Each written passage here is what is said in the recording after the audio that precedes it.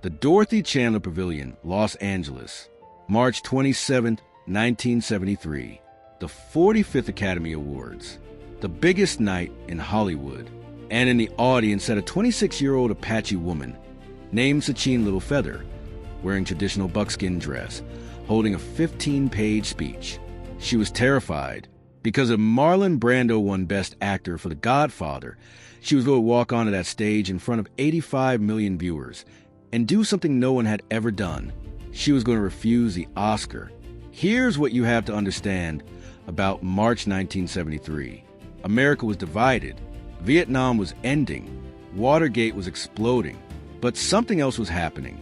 On the Pine Ridge Reservation in South Dakota, members of the American Indian movement had occupied Wounded Knee, the same place where, in 1890, the U.S. cavalry had massacred hundreds of Lakota people. Now, 83 years later, Native Americans were making a stand, demanding treaty rights, demanding dignity. FBI agents surrounded the reservation. Gunfire was exchanged. People were dying, and Hollywood was about to celebrate itself. Marlon Brando was watching, and he couldn't stay silent. Marlon Brando in 1973 was the most respected actor in the world. 2 Oscars already. A Streetcar Named Desire, On the Waterfront, and now The Godfather. Everyone knew he'd win, but Brando had been changing.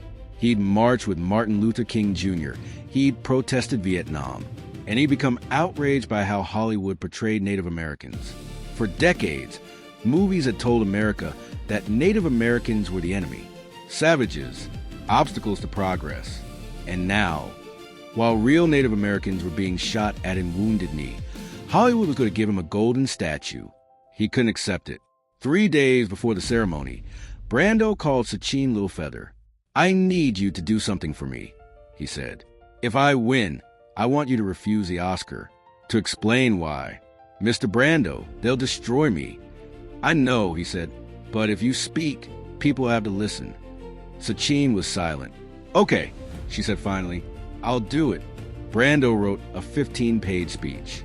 It laid out centuries of injustice, the broken treaties, the massacres, the stolen land.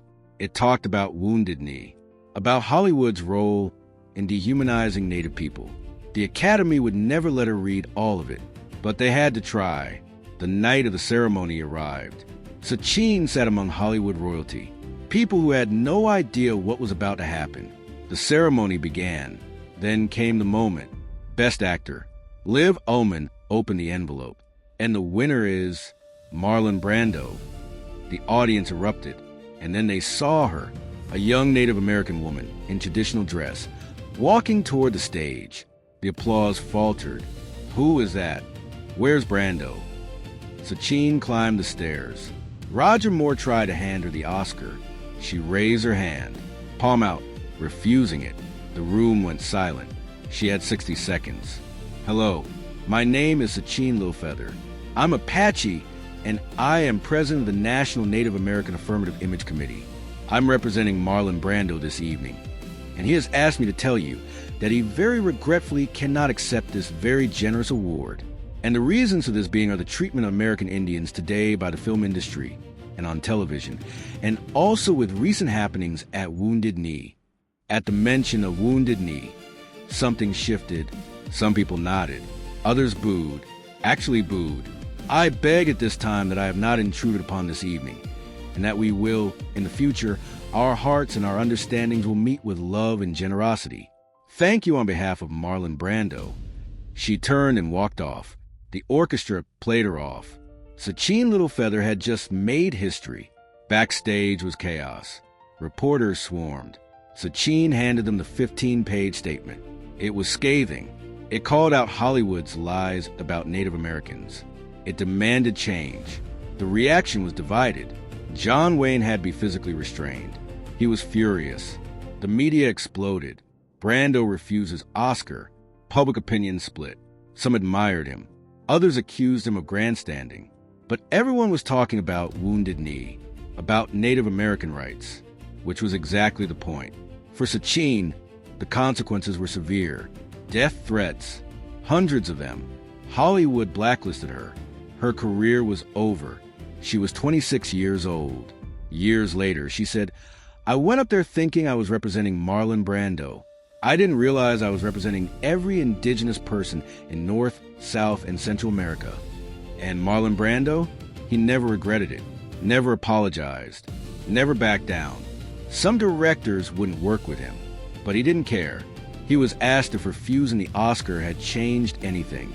Brando said yes, not because it fixed centuries of injustice, but because silence is complicity.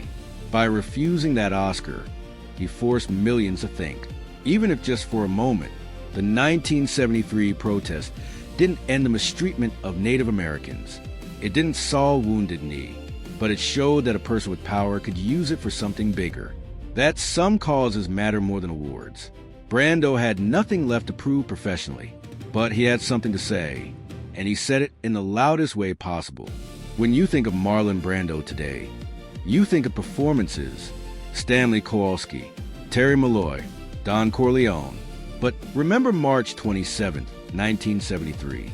Remember a young Apache woman in buckskin refusing a golden statue while 85 million people watched. Remember that silence is a choice. Acceptance is a choice. Brando chose differently. Behind the legend was a refusal. Behind the icon was a protest. Behind the Oscar was a man who decided that some things matter more than gold. That is Marlon Brando. Not just the actor, but the activist who used the biggest moment of his career to say something Hollywood didn't want to hear. His legacy isn't just the films. It's a reminder that power without principle is empty, that sometimes the bravest thing you can do is say no. Sacheen Littlefeather passed away in 2022 at the age of 75. Before she died, the Academy finally apologized to her. Nearly 50 years later, they acknowledged that her courage should have been celebrated, not punished. It took them half a century to say what Marlon Brando knew in 1973. Some moments are bigger than movies. Some causes are worth any price. 85 million people watched that night, and they never forgot it.